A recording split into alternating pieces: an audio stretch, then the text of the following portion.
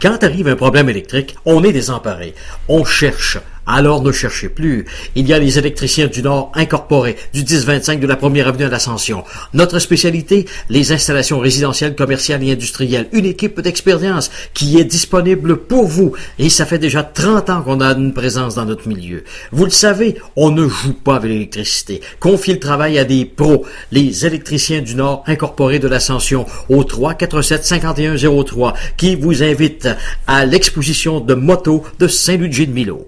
Jean Couture et Jean Lavoie, profitez des rabais exceptionnels. Le dentifrice Crest 3 pour 3 $. Le soin nettoyant pour le corps et les cheveux de marque Dove à seulement 2,99 $. Le rince-bouche de marque Listerine à seulement 4,99 $. Courez la chance de gagner un voyage pour 4 personnes au soleil. Voir les détails dans le circulaire. Monsieur Régent Lavoie et toute son équipe incitent fortement à acheter localement pour soutenir notre économie.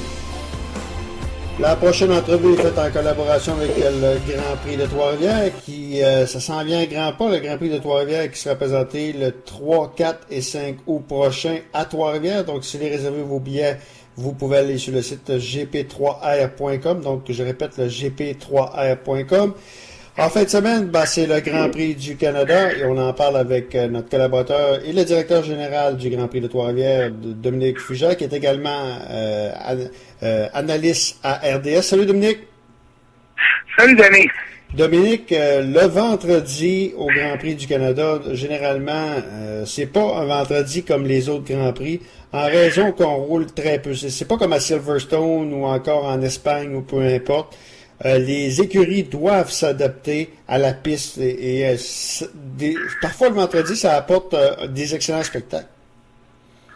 La grande différence avec le Canada, puis il n'y a pas juste au Canada que c'est comme ça, mais c'est un circuit qui sert le reste de l'année. Bon, c'est pas comme ça a déjà été avec des voitures, puis ainsi de suite. Il y a quelques voitures qui passent, mais c'est surtout des gens rollerblade, puis ainsi de suite. Et il reste que c'est un circuit temporaire qu'on doit apprivoiser au fur et à mesure que les choses avancent. Puis vraiment, c'est un circuit aussi qui est typique parce que c'est un circuit où on a besoin de beaucoup de moteurs, beaucoup de freins, puis pas énormément d'effets aérodynamiques, même si les virages, c'est des virages lents. Donc, vraiment, là, comme tu dis, c'est un circuit atypique, c'est un circuit sur lequel les écuries doivent s'adapter. Puis, j'ai l'impression que ça a été bien fait là, dans le aujourd'hui, parce que on a quand même 13 voitures dans la même seconde lors de la deuxième séance de solide. Donc, c'est vraiment... Là, c'est bien intéressant. OK. Je ne sais pas si tu as eu l'occasion de voir l'incident impliqué Kovalainen. Est-ce qu'on dit que le Grand Prix du Canada, le circuit GV9, c'est un circuit poussiéreux en raison qu'on court pas beaucoup. Il y a 2 courses par année d'envergure là, sur le circuit GV9. Ça revient toujours à la même histoire qu'il n'y a pas beaucoup de courses. Est-ce que le fait que c'est un Grand Prix poussiéreux, ou c'est une piste poussiéreuse, ça crée des incidents comme on a eu avec Kovalainen aujourd'hui? Oui et non, là, je veux dire, ces gars-là sont les meilleurs au monde, puis ils ont besoin de s'adapter. C'est vraiment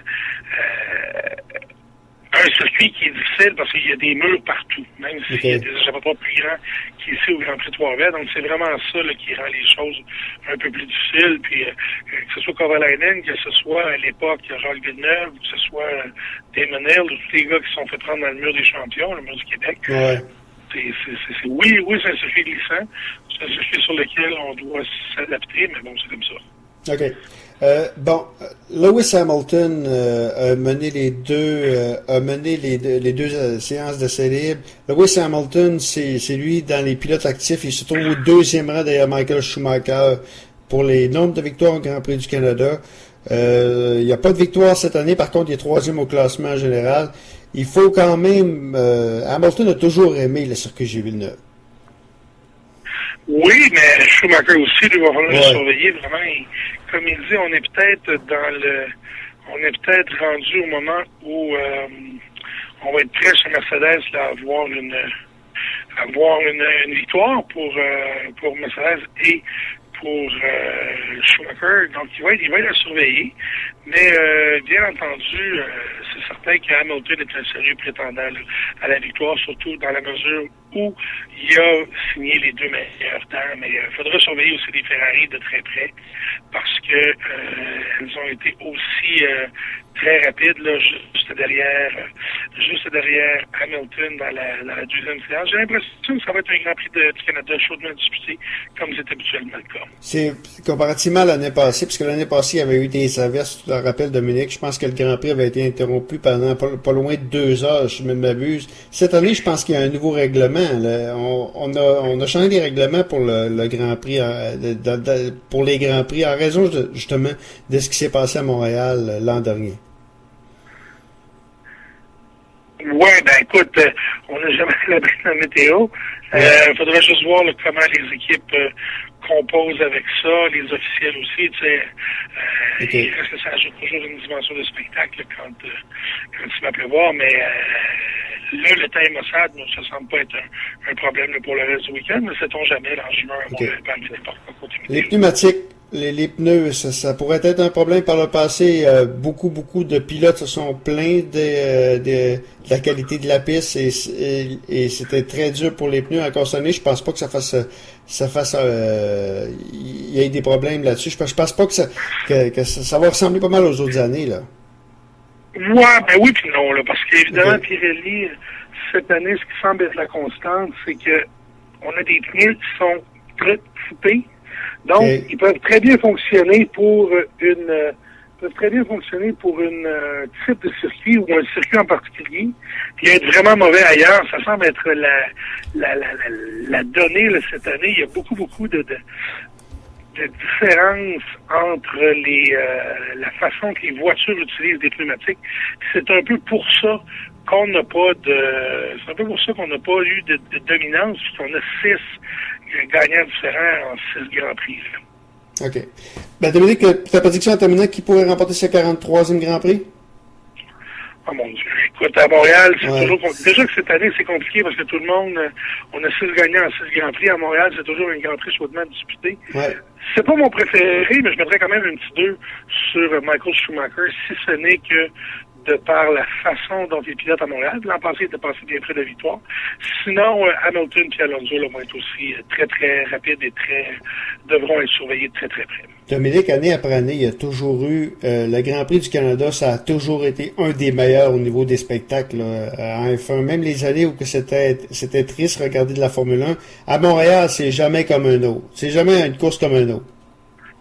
Ben écoute, je te dirais que quand Schumacher gagnait partout ailleurs, il gagnait à Montréal aussi. Là, c'est là qu'il a engrangé la majorité de ses 7 victoires. Mais le spectacle, c'est étant dit, ouais. Le côté spectacle, c'est arrivé qu'on a eu des spectacles un peu moins intéressants à cause de la dominance, notamment de Michael Schumacher. Mais depuis plusieurs années, depuis quelques années, depuis 3, 4, 5 ans, ben on a souvent un bon spectacle. Puis c'est un vrai défi tant pour la machine que pour le pilote. Là, effectivement. Ben Dominique, on se reparle très bientôt, puis on va se reparler pour le Grand Prix de Trois-Rivières qui sera présenté, je rappelle, le 3, 4 et 5 août. Vous pouvez déjà réserver vos billets.